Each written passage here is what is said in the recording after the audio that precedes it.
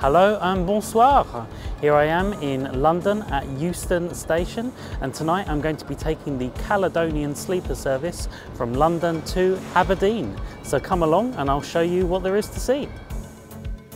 But before we start, it would really help if you could take a second to subscribe to my channel.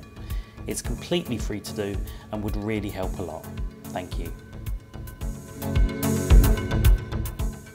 London Euston is the UK's busiest intercity railway station, linking London with Wales, the Midlands, the northwest of England and Scotland. Euston was the first intercity railway station in London and opened on the 20th of July 1837. The station you see here now is the version that was rebuilt in the 1960s. The station is currently undergoing extensive renovation work to prepare it for the launch of HS2, the UK's second high-speed railway line, which is due to be fully completed by 2033.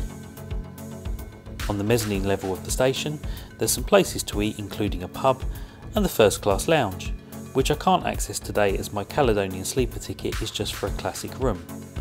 To be able to access the lounge, you would need either a club or a double room ticket.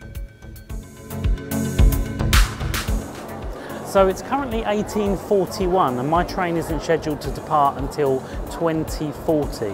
So I've got a little bit of time to spend before I get my train. Generally you can board about 45 minutes before departure. So we'll see how it goes and yeah, hopefully it'll be on time. If you do have time to wait, there's plenty of outlets to pass your time and a customer seating lounge. However, this is very exposed and can get cold. If you have several hours to wait, there's a left luggage office to leave your bag securely. The station has cash machines and there are plenty of places to get some food, however there aren't many places to sit once you've bought something.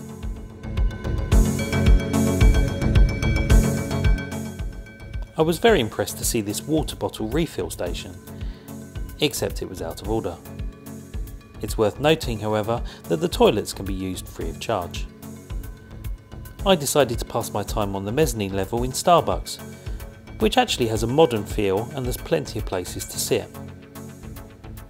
I moved down to the concourse at the time I expected boarding to begin, but unfortunately I had to wait longer than I expected as boarding didn't actually begin 45 minutes before.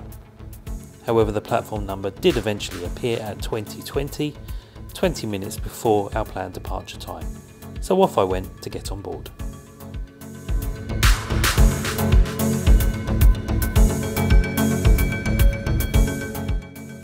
The downside of boarding so close to departure time is that everyone wants to get on at the same time, so there was a bit of a rush for the train. However, after we got past the initial ticket check, it was fairly relaxed.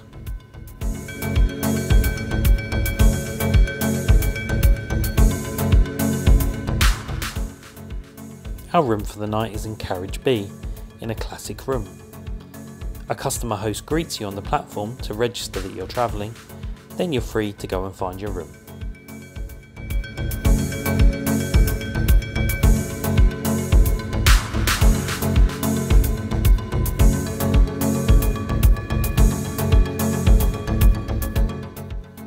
When you get on board, the door to your room is already unlocked. Inside, you'll find a key card, so the first thing you should do is activate it. To do this, simply tap the key card against the reader outside your room twice. When it flashes red after the second tap, it means the lock is active. After that, you just need to tap the reader once to enter the room.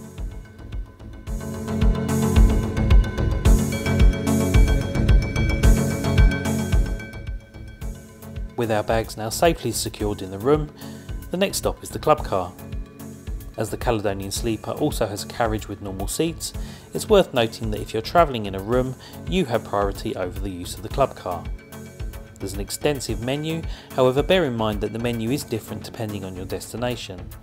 The Lowlander menu is served on trains going to Glasgow and Edinburgh, whereas the Highlander menu is served on trains going to destinations further north. I've posted a link to the online version of the menu in the video's description. One great thing about this menu is that they sell full bottles of wine on board.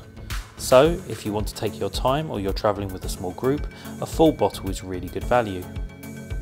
I'm starting with the salmon this evening, which was well presented and good quality, but at £9.75 it's not the cheapest of starters.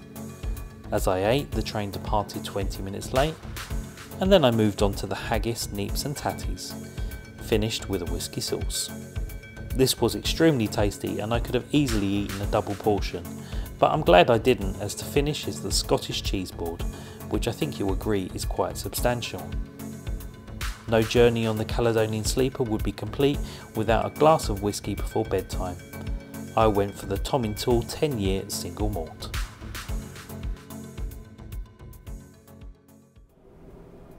So here I am back in my room.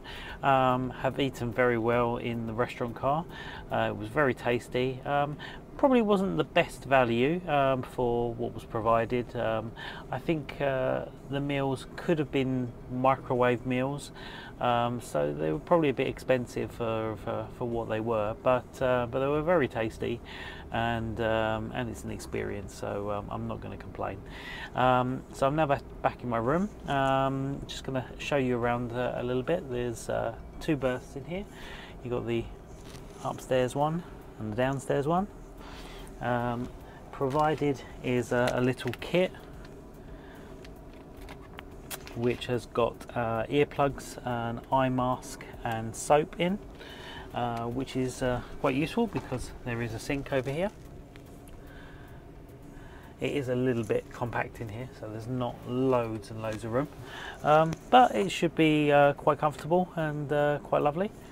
Up here we've got light controls, USB socket, and the same down here.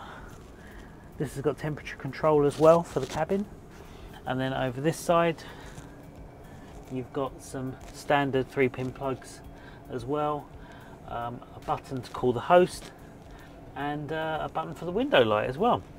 So yeah, hopefully it should be quite comfortable in here tonight, and you'll find out in the morning how we slept. The last thing I need to do is complete the hanger to go on the room door. Customers travelling in a classic room have the option of a complimentary drink to be served before arrival. There's also the option to order something from the breakfast menu, however this does need to be paid for. On the back of the hanger there's an option to ask the crew to wake and inform you in the event of a delay to the service. Before getting settled in bed, I tested the onboard Wi-Fi, which was easy to connect to and no form to complete. The speed was very slow however, so I'd say it's okay to keep in touch by a messaging app, but not for anything like Instagram where pictures or videos would need to load. Right, so here I am all tucked up in bed. It's just gone 11 PM. We should be arriving into Aberdeen at 7:40 in the morning. I filled in the card to get a complimentary hot drink in the morning, which is going to be delivered at some point before we arrive, but I don't know what time. I've set an alarm for 6:30 so that I can make sure I'm awake, but yeah, we'll see what time it's delivered, but should be able to get a nice sleep, so yeah, good night.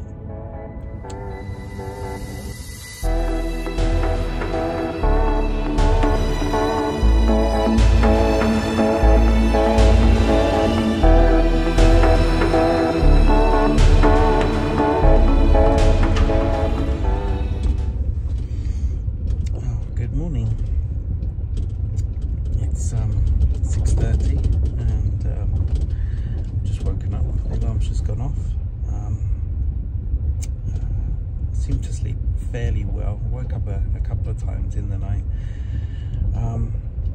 but yeah, seven-ish hours sleep isn't too bad on a night train. So now I'm just waiting for coffee to be delivered.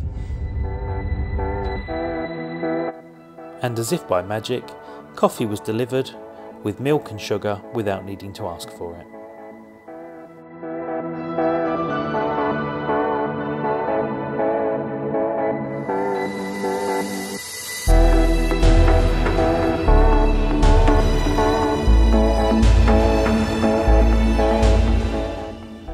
I made use of the pull-out table underneath the sink, to put my milk in my coffee, and here's a little bonus, a complimentary breakfast bar for each passenger.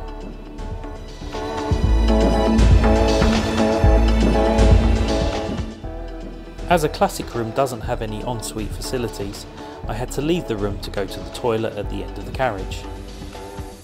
As my carriage is the one with the accessible room, it also has the accessible toilet, which is great if you need some space to change. Despite the train having left London nearly 10 hours before, the toilet looks spotless.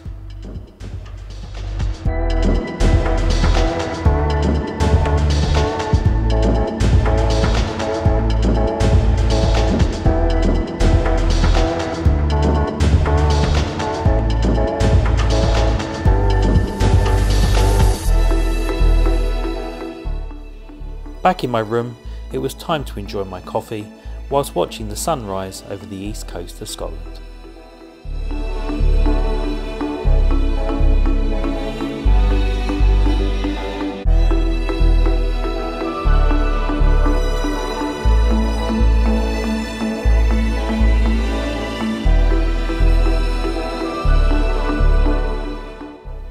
We pulled into Aberdeen at 7:44 AM. Only 4 minutes late.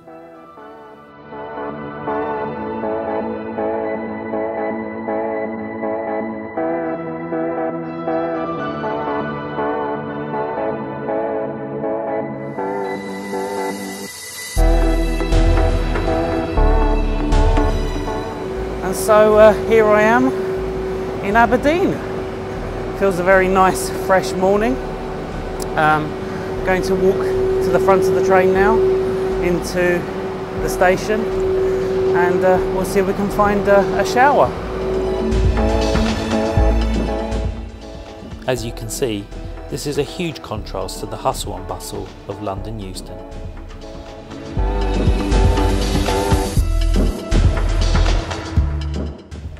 I proceeded upstairs to the first class lounge, as a classic room customer can purchase access to the showers for a £5 supplement. I expected to be greeted by a person, but instead had to speak to someone via the intercom, who explained that the shower was out of order, but offered me complimentary access to use the facilities.